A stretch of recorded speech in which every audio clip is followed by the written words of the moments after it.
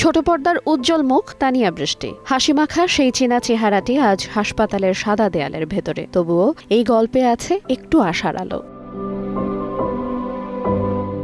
দীর্ঘদিন ধরে এই অভিনেত্রী টিউমারের সঙ্গে লড়াই করছিলেন। অবশেষে গেল 15 ফেব্রুয়ারি 4 ঘন্টার সফল অস্ত্রোপচারের পর বর্তমানে তিনি নিবিড় পর্যবেক্ষণে রয়েছেন। একজন শিল্পীর জীবন কেবল পর্দার চরিত্রে সীমাবদ্ধ থাকে না। তার হাসি, কান্না, অভিনয়ের আবেগ দেখে ভেসে যায় দর্শক, কিন্তু ক্যামেরার বাইরে লড়াইগুলো অনেক সময় অদৃশ্য থেকে যায়। তানিয়া বৃষ্টির এই লড়াইটাও ছিল তেমনই নীরব কিন্তু দৃঢ়, এমনটাই মনে করেন তার সহকর্মীরা।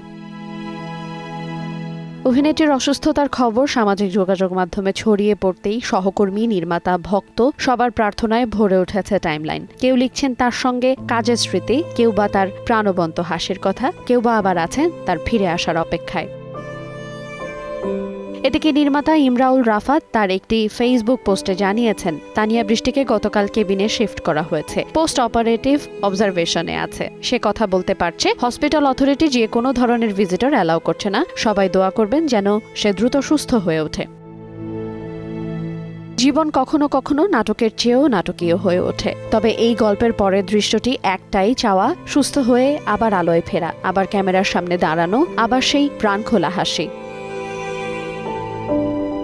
আইরিন আয়াত, সময় সংবাদ।